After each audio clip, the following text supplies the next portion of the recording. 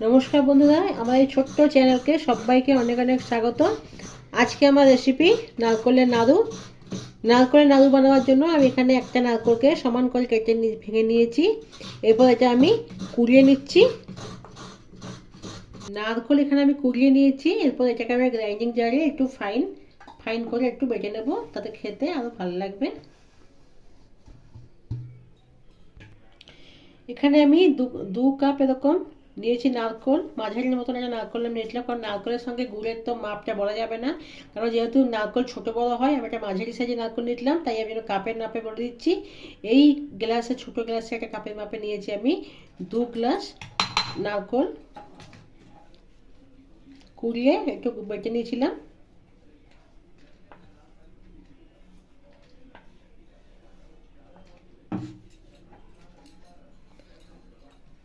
আর 1/3 গ্রাম নেব আমি এখানে আখের গুড়। যতটা নারকল তার অর্ধেকের বেশি দিলাম এখানে আমি গুড়।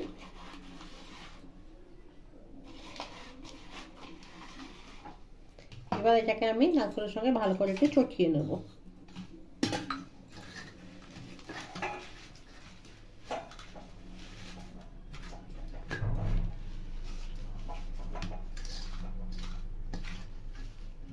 একটু ভালো করে মেখে নিলাম, তাতে গুড়ের জ্বালাগুলো ভালো করে মিশে যাবে, নারকলের সঙ্গে ভালো করে মজে যাবে।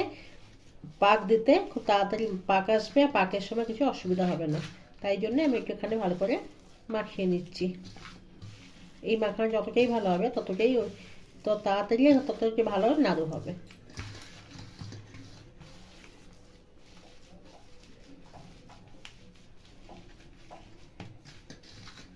নারকলের সাথে গুড়টা আমি এখানে ভালো করে মাখিয়ে নিয়েছি।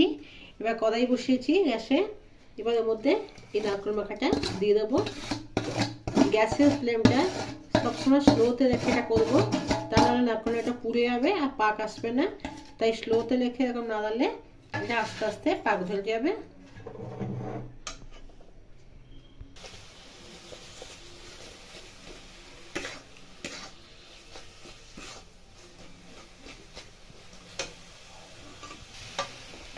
আমার এখানে পাক আসা শুরু হয়ে গেছে আস্তে আস্তে। দেখো, যখন পাক আসা শুরু হয়ে যাবে, এখন এক জায়গায় দলা পাকিয়ে যাবে।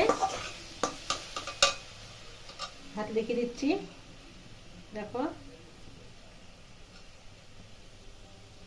পাক আসা শুরু হয়ে গেলে দলা পেকে যাবে এরকম। এই পর্যায়ে আমি ছোট এলাচ গুঁড়ো করে দিয়ে দিলাম, ফাটিয়ে বা গুঁড়ো করে দিয়ে দিলাম। আর এখানে 2 চামচ আমি দিয়ে দিলাম গুঁড়ো দুধ।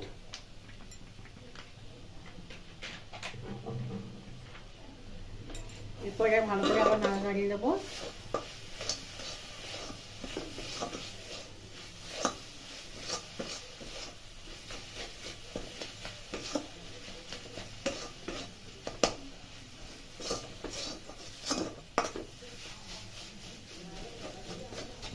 এরপরে ঠান্ডা হওয়া অবধি, অল্প ঠান্ডা হবে, তারপরে এটা নাড়ু পাকিয়ে নেবো। এবার একটু গরম অবস্থায় হাতে এরকম নিয়ে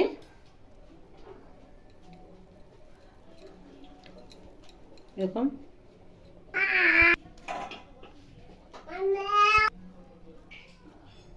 একটু গরম অবস্থায় লাড্ডুগুলো পাকালে ভালো লাড্ডু হয়।